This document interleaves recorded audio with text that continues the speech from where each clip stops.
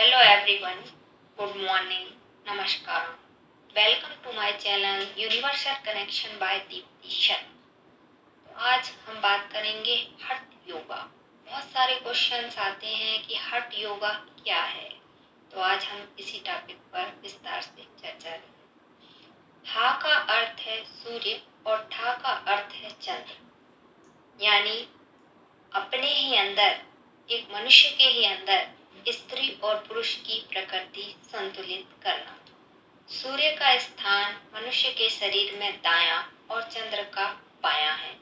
ईड़ा, पिंगला, दिन, रात, ग्रीष्म, शीत। जब ईड़ा नाड़ी और पिंगला नाड़ी के प्राण सुषुम्ना नाड़ी से मिल जाते हैं तो वह प्राण ऊर्जा हमारे सातों चक्रों को जागृत करते हैं और मोक्ष की प्राप्ति होती है। इसी को हठ योग कहते हैं। भारतीय भाषा में हठ का अर्थ है अटल होना। ये एक गुण है जिसकी आपको जरूरत होगी। आपका शरीर कहता है बस बहुत हो गया, पर आप अड़ गए हैं, यही हठ योगा है। आपका मन कहता है कि अब मैं हार मानता हूँ, अब और नहीं कर सकता, बस हो गया, स्टॉप करो, पर आप अटल हैं, अब बस आप करते जा रहे हैं, यही हठ योगा है, यही हठ है। हठ योगा ऐसा शरीर बनाने के बारे में है जो व्यक्ति के जीवन में बाधा ना बने, ये एक सीढ़ी बन जाए पर रुकावट नहीं बने। ये पूरी संभावनाओं में खिलने के लिए व्यक्ति के विकास को में रुकावट नहीं बनेगा। हठ योगा एक मार्ग है योग की अवस्था को प्राप्त करने का।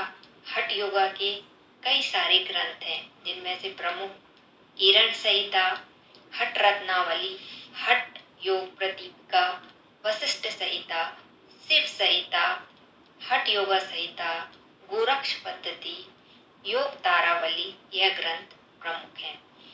हठ योगा के इन सभी ग्रंथों में हठ योग करने की विधियां अलग अलग बताई गई हैं, परंतु सभी का उद्देश्य एक ही है। हिरण संहिता में योग के 7 अंग बताए गए हैं, जिनमें से षटक्रम, आसन, प्राणायाम, मुद्रा, प्रत्याहार, ध्यान और समाधि।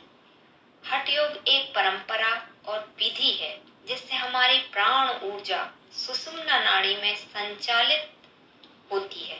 हठ योगा के जन्मदाता भगवान शिव हैं, जिन्हें आदि योगी या आदि नाथ के नाम से भी जानते हैं।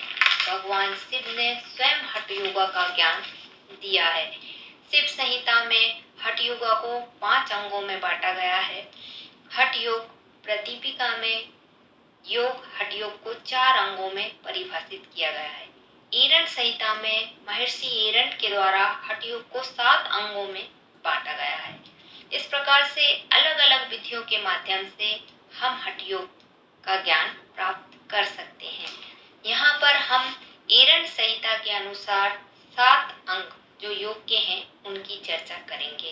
पहला आता है षटक्रम। षट का अर्थ है 6 और क्रम का अर्थ है कोई गतिविधि कर या कार्य से है। इसमें 6 प्रकार के कार्य होते हैं, जिसमें बस्ती है, नीति है, त्राटक है, कपाल भारती है, प्रमुख है। अब इन अभ्यासों के भी कई उप अंग हैं, अर्थात कई सारे अभ्यास हैं। नीति की चर्चा करें तो इनमें आती है जल नीति, सूत्र नीति आदि। षटक्रमों का अभ्यास मूल से शरीर में वात, पित्त, कफ को संतुलित करने के लिए किया जाता है। शरीर को शुद्ध करने के लिए भी किया जाता है। इसका दूसरा अंग है आसन। आसनों का अभ्यास विशेष रूप से शरीर में स्थिरता लाने के लिए, मन को एकाग्र करने के लिए और ध्यान को केंद्रित करने के लिए किया जाता है। आसनों का अभ्यास चक्रों पर, नाड़ियों पर और सूक्ष्म शरीर पर विशेष रूप से कार्य करता है। कई ग्रंथों में 84 लाख योनियां बताई गई हैं और 84 लाख आसन बताए गए हैं, परंतु मानव जाति के लिए 84 आसनों को प्रमुख बताए गए हैं। 84 आसनों में 32 आसन प्रमुख हैं। इन 32 आसनों में से भी 4 आसन श्रेष्ठ बताए गए हैं। और 4 आसनों में से भी एक आसन सर्वश्रेष्ठ बताया गया है। हठ योग एक विधि है जिससे हम अपनी प्राण ऊर्जा, अपनी एनर्जी को सुषुम्ना स्वर में या सुषुम्ना नाड़ी में संचालित करते हैं या प्रवाहित करते हैं। विभिन्न आसनों के माध्यम से इन आसनों की अलग अलग विधियां बताई गई हैं। इसे विभिन्न प्रकार से किया जा सकता है। हठ योग के कई सारे ग्रंथ हैं, जैसे शिव संहिता, गोरख ग्रंथ, हठ योग प्रतिपिका, गोरख संहिता। अलग अलग प्रकार से अलग अलग अभ्यास बताए गए हैं। 84 लाख आसनों में से 84 आसन मनुष्य के लिए बताए गए हैं।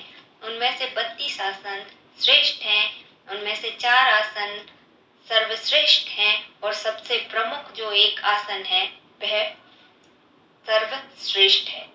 इसमें 32 प्रकार के आसनों के नाम इस प्रकार हैं: सिद्धि आसन, पद्मासन, भद्रासन, मुक्तासन, वज्रासन, स्वास्तिक आसन, सिंहासन, गोमुखासन, वीरासन, धनुरासन, मृतासन, गुप्तासन, मत्स्यासन, पश्चिम उत्तानासन, मछेंद्रासन, गोराक्षासन, उत्कंठासन, संकटासन, मयूरासन, कुकुटासन, कुर्मासन, उत्तान कुर्मासन, उत्तान मंडूकासन, वृक्षासन, मंडूकासन, गरुणासन, वृक्षासन, वृषासन, सलवासन, मकरासन और कुष्ठासन, भुजंगासन।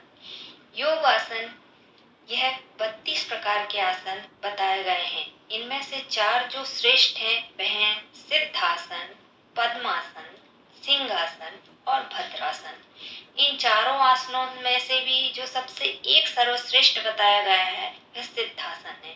इस प्रकार से आसनों को परिभाषित किया गया है। अब आती है मुद्राओं की बारी।